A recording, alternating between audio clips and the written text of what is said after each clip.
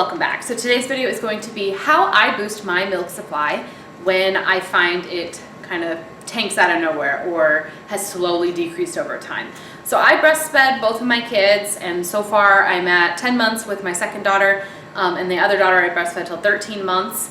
Not without difficulty, okay? It's not like it just came naturally and I didn't have to work for it. I had to work for it, and it didn't feel great at the beginning, and I have moments, I have anxiety, I have, I sit here and calculate how many ounces I have in the freezer and how many I need for every work day and how much she's drinking, and if she has to have an extra bottle or add an extra ounce sometimes, I get nervous, okay? So don't think breastfeeding just came easy to me, but I did want to talk about it, and if you have noticed your output is decreasing, hopefully you find some of these tips helpful.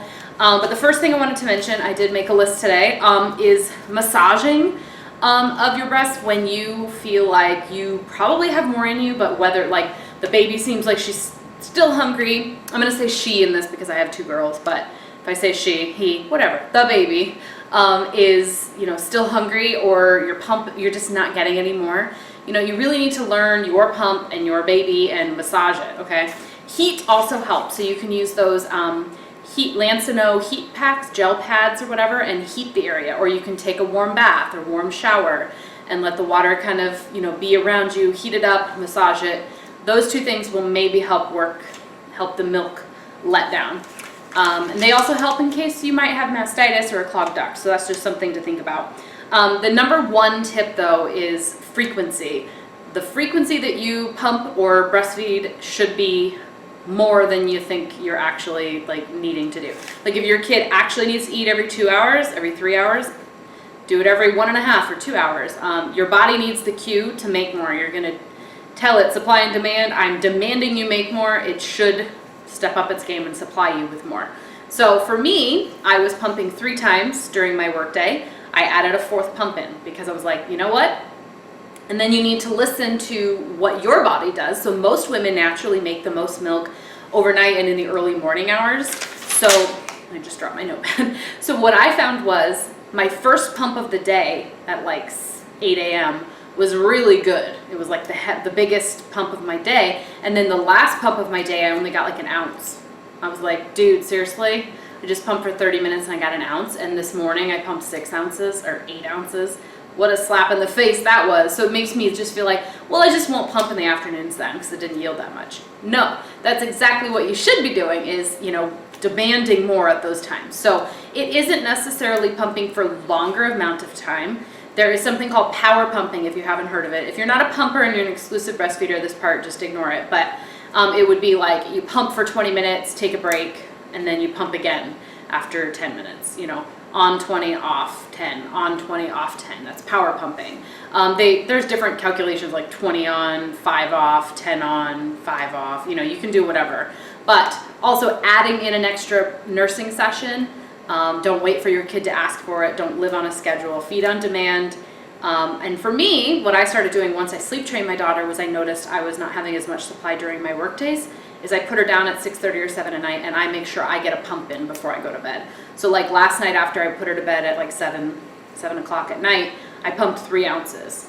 That was like bonus milk. Like I was gonna go to bed with that 3 ounces in me and wake up in the morning because I do make her sleep through the night. Now I don't nurse her in the middle of the night. So that was gonna be wasted. So for me, 3 ounces, that was a bonus. That is one way that I'm upping my freezer stash and my fridge supply so that I don't have to stress as much the next day if I don't quite meet whatever she's drinking when she's with the babysitter during my own pump. Okay. So my next thing is a haka. So I put a bunch of products here. This is the lovely silicone hand haka. Mine needs to be washed. Okay, so I use mine constantly. I have 3 of them. I have the big one and the small one, but essentially you just hold it in your hands, you squeeze it, you fold down this part. This is just like a fold down thing, and you press it against the boob, and it just sucks. It just sits there, and it's stationary, and it just slowly gets a drop at a time. It makes you, so this thing is amazing. If you are nursing in the beginning and you have an oversupply, you feed the baby on the left boob, you put this thing on the right boob, and it's just gonna catch anything that might have dripped. So in that case, even if you intended on throwing the milk away, it keeps your shirt dry and your bra dry. Win, right? But if you're like me and you were struggling with supply and you were thinking, oh my gosh, am I gonna have enough to make it until they turn 1? I don't want my baby to have formula. If you panic like me, well, instead of throwing that out, obviously keep it. And then if I add up all the times that I haka during the day, if I put all of those into one bottle, I get a bottle. Like, I might get an ounce right now, an ounce this morning, an ounce at my bedtime feeding or whatever. And then I just have an extra bottle a day that I didn't have to work for. I was already gonna feed the baby. I also, sometimes I just wear it if I don't want to pump, but I feel like I might have enough milk to get like an ounce or something. I'll just put it on and then go about my business. You know, like baby's taking a 2-hour nap and I'm like, well, I don't really want to empty my boobs because when she wakes up, she's gonna need to eat, right? But I'll just take a half an ounce off each side just to make me more comfortable. And I got a bonus ounce, you know? To me, it's every ounce counts. If I need 24 ounces a day, if I'm gonna get 1 ounce while she naps, free. Okay, I'm gonna do it because I didn't have to work that hard. A good latch is important too, so work with a lactation consultant or look at some diagrams on like Google Images and see if your baby has a good latch, because if they're not latching right, they're not sucking it hard enough, that's going to impact how much milk supply you have. And then also getting a good pump. So for me, I use the Medela Pump and Style Advance for almost 3 years. Or no, a year with Daisy and 9 months with Eleanor. And then I got a Spectra. Holy cow, what a difference. The Spectra is amazing. Now, I don't know if it's just my Medela was like going out because it was 3 years old. I've owned it that long. But this Spectra gets way more milk. I can use the Medela for half an hour and it's like I hardly get anything. I'll get like half an ounce or an ounce. And then I switch to the Spectra after that half an hour and I'll get immediately like 3 ounces. I'm like, so Medela, were you even doing anything? Oh my gosh. So part of me wonders, are my pump parts even working? Are they needing to be replaced? You need to make sure you have the right fit of flanges. So they make 24 millimeter, 28 millimeter. Look at some diagrams online and make sure it looks like your nipple fits into the flange correctly, because if you're using the wrong size flange, it's not gonna fit you right, you're not gonna get the right amount of suction in the right way, then you're not gonna get as much milk as you could have. So consider changing your pump parts out, and if they're old, it's not that expensive compared to replacing your entire pump to just change out the little yellow parts or the little white flaps, you know, like whatever you've got, change it out, change your tubing, get new bottles, make sure your bottles are screwed on really well, you know, just make sure that the equipment you're working with to pump works well. And if that's the case and you know your pump is pretty new and it seems to be okay, then try these other tips. So, tea. If you like warm tea, then there are a couple of different variations of mother's milk tea or just different lactation supporting teas. I have one here. This was my go-to. This one's by Traditional Medicinals, yeah. It's the organic mother's milk tea with fennel and fenugreek. Now this one is good. It's a herbal supplement, caffeine free, blah, blah, blah. I just, microwave some water because I'm low maintenance here.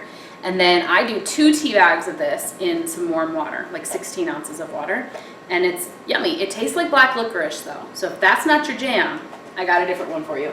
I know that was the only one I knew of, and they sell that at my grocery store. That's the only kind of mother's milk tea that I knew existed. And then my girlfriend actually gave me this one, so I wanted to mention this one too. This is the Secrets of Tea, caffeine-free, organic, healthy nursing tea. And this one is lemongrass. And it is 20 unbleached tea bags. Increases breast milk supply while helping to relieve and soothe digestive unease. If you don't like the black licorice flavor, you might like a lemongrass flavored tea instead. Give that a shot, and you can put fresh fruit in it. Another one, drink lots of water. Here's my sample, but I always have an open drink next to me. If you have trouble drinking enough fluids, try to get those powder packets of like Crystal Light or something that you could put in your water to make it palatable for you, be potable, whatever, entice you to drink more. Also, you can get one of those jugs that has how many ounces it is and, time of day. Like by 10 a.m. I have to have drank this much, by 2 p.m. I have to have drank this much, and keep yourself accountable or number your cups or make a notepad and say every time you have one, you check, check, check. There are apps to help you keep track of how much water you're drinking. Every time you nurse, you should have a cup of water. Fluid in, fluid out. If you don't drink anything in, going out is going to be a lot harder. Body armor drinks. This is something that I just heard online. I wasn't sure if it was real, but I'm like, what the heck do I have to lose? Let's just try them, and they're delicious. This one is Tropical Punch. I also have Berry Lemonade. I got them off Amazon. They're about $1.25 each drink, so that's something. They are 10% coconut water, so it might just be like an electrolyte kind of a rehydration. Perhaps that's all they're doing, but Google and like other reviews I've read about these from other lactating mamas say they worked, and I was like, let's do it. But yeah, it does have a bunch of different, they do have a bunch of different ingredients that, you know, seem good, but guys, 28 grams of sugar in this bad boy and 28 grams of carbs. So if you're trying to lose weight, this is not the way to go, 120 calories for the bottle. But I did find that they worked. So I noticed a supply change. It has antioxidants, vitamins, coconut water, a lot of sugar. So if you don't want the sugar and the calories, this might not be the way to go. But if you're desperate, rehydrate, or if you have trouble drinking enough water, you could have one of these. Or you could have half water, half this, and you know, split it over 2 days or something. That would be good. But I did notice a difference when I changed to that. This is just a sample beer, okay, but I've heard dark beer helps. This one's Heineken. I don't know that that qualifies, but this is what I had in my fridge. I have not tried this method myself, but dark beer supposedly can help with your milk supply. So give that a shot. Another ingredient, brewer's yeast. So brewer's yeast can be put into many things that you would bake. I think I got this at my health food store, but I'm pretty sure they have it like in normal baking goods, or you can probably order it online. But this is bitter. I would say it does not taste yummy, but I do sneak it into my lactation cookies. You can put it in muffins. Even 1 tablespoon goes a long way, and it's very potent, very powerful flavor in a bad way in my opinion, but I can hide it if I put enough yummy things with it. I did just recently film and edit my lactation cookies recipe that I love. It's like peanut butter oatmeal chocolate chip cookies, and they had brewer's yeast. The next thing, ground flaxseed meal, and this is another ingredient that helps with milk supply. And then oats. Oatmeal is a great breakfast, a great snack, healthy snack. Then one last thing, I have the oatmeal packet here as a sample. One last thing I did want to mention is, if you are looking to increase your milk supply, it's probably not a great time to cut calories. It's probably not a great time to try to lose weight or limit your caloric intake.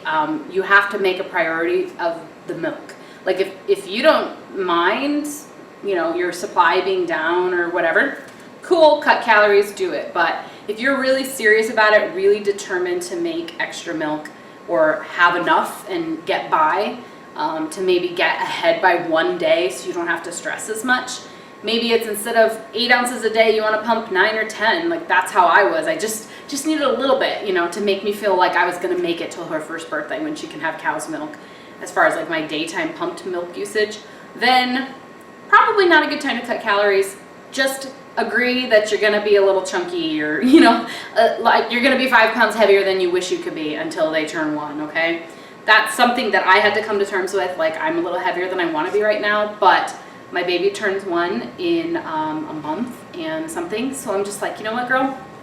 It's fine. Like, I don't want to try to lose weight right now because my priority is making it till she turns 1 and I can give her cow's milk during the workday and I don't have to pump as much. I won't stop breastfeeding at 1. I'll probably still like nurse her in the morning and nurse her in bedtime and maybe like after work like 3 times a day. But during my workday, she'll be having 3 bottles of cow's milk instead of, or 3 sippy cups of cow's milk and not of my breast milk. If you were just getting started with breast milk and lactation and all that stuff, is please, please, please, if you have an oversupply when your baby came and you were like, well, I don't have to go back to work till she's 3 months old or whatever, so I'm just gonna like float. No, the day you can, start pumping. Get a freezer stash going, because if you're like me, I had an oversupply at the beginning and then my supply tanked. By like 6 or 7 months, I was underproducing. So I was able to draw from my freezer stash. And the milk's good for 6 months, so you might as well start now. Even if you make 1 bottle's worth every week, put it in the freezer because you will be thanking yourself later. Just a tip from someone who has had to pull from a freezer stash to get by. I hope you guys enjoyed this video. I hope you found it helpful. If you have any questions, please leave them in the comments below. I'd love to do a video about pumping and about pump parts or comparisons, comparing different pumps I've tried. I hope you guys found this helpful. Thanks for watching. Bye.